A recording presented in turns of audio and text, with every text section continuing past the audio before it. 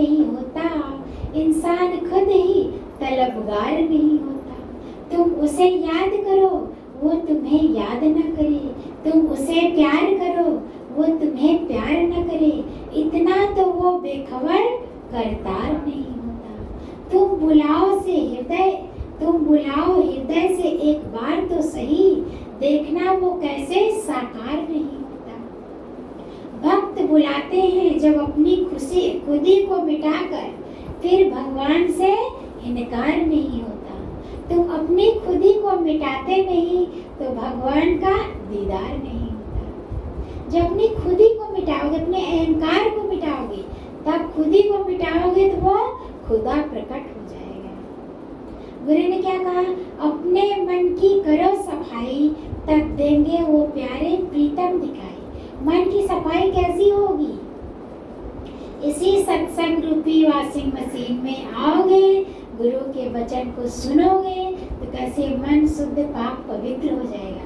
जैसे गंदे कपड़े को हम वॉशिंग मशीन में धुलते हैं ना, कपड़ा साफ हो जाता है, इसी तरह ये ज्ञान रूपी वॉशिंग मशीन में, गुरु के ज्ञान रूपी वॉशिंग मशीन में जब हम बैठेंगे तो मन रूपी कपड़ा कैसे धुल जाता है, साफ हो जाता है, स्वच्छ हो जाता है, कैसे हृदय चमचमाने लगता है, सबसे प्यार करने का मन करता है। आज गुरु ने कैसे प्यार करके करना सिखाते हैं। कहे कोई किस्मत को बदलने की बात करता है, कोई अपने चाहत को बदलने की बात करता है, कोई हाथ की लकीरों को बदलने की बात करता है, कोई मेरा सतगुरु कितना प्यारा जो हम सबके साथ चलने की बात करता है। संसार में क्या कहते हैं? जाओ करो, जाओ ये कर लेना, ये मंत्र जाप कर लेना, गंगा नहा लेना, जाप कर लेना, ये कर लेना, वो कर लेना, उससे भगवान मिल जाएंगे? कभी नहीं मिलेंगे।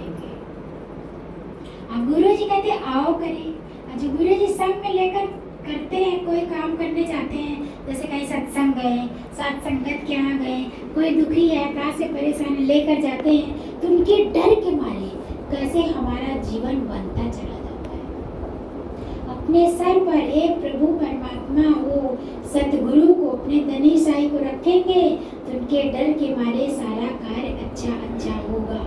जैसे एक स्त्री, एक लड़की शादी करके आती है ससुराल में, सास ससुर रहते हैं तो डर के मारे कैसे सारा कार्य नियम से करती है ना, वो आलस नहीं करती। अभी मेरी सास ससुर ना हो तो आलस करती है, अभी कर लेंगे, तभी कर लेंगे, तो एक उसको डर बना रहता है ना कि मेरे ऊपर मेरे सास ससुर हैं।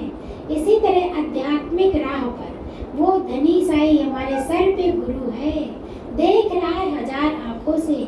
हम अगर गलत कार्य करें तो भी हमें मिलेगा, अच्छा कार्य करें तो भी हमें मिलेगा। गीता के ज्ञान में श्री कृष्ण भगवान ने क्या कहा है? जो जैसा कर्म करेगा वैसा फल देगा भगवान। ये है गीता का ज्ञान, ये है गीता का ज्ञान। हम अच्छे कर्म करते चले, सबको प्यार करते चले, सबको अपना आप जानकर प्यार करें। जब करेंगे तो हमारा जीवन बनता चला जाएगा। परमात्मा से हम कैसे परमात्मा को रिझा सकते हैं?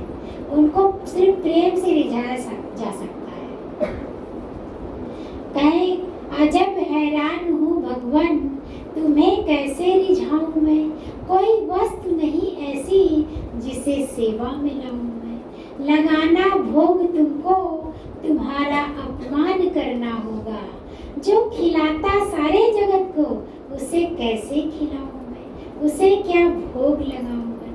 क्या हम भगवान को खिला पाएंगे?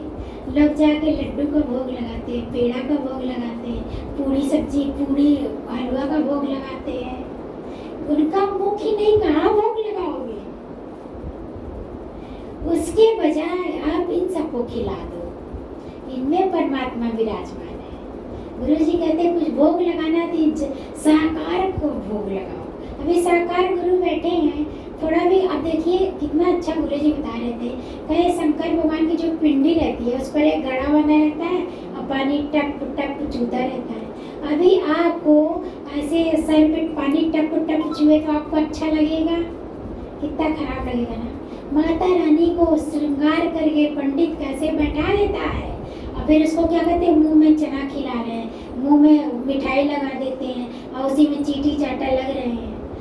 अभी आप सजे संवरे रहो, आप जाके सर पे जल चढ़ा दे या आपको खिला दे तो आपको अच्छा लगेगा? नहीं लगेगा ना। तो उसी तरह हम भी देखो जाते हैं पूजा करने, लेकिन सत्कर्म करते करते बदकर्म भी बना लेते हैं। चढ़ाना तो चरणों में चढ़ाओ ना, भाव दिखाओ।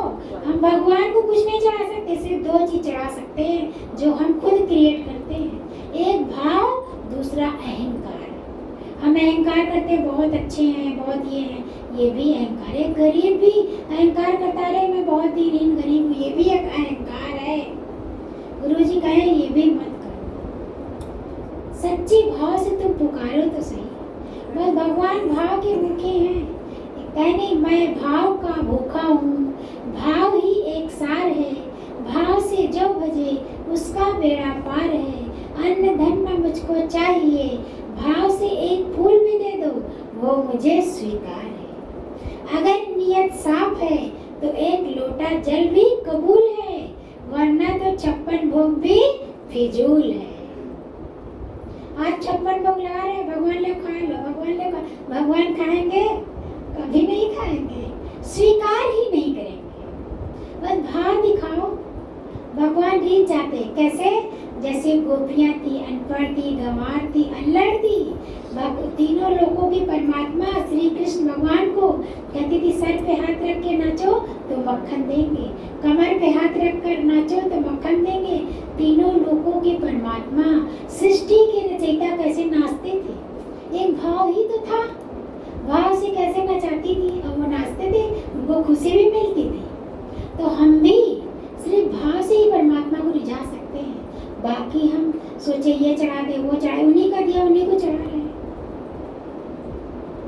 कहे सारे जगत को चलाने वाले हे प्रभु, मैं क्या आपको भेंट चढ़ाऊं? जिनके नाम से आए खुशबू, मैं क्या उनको फूल चढ़ाऊं?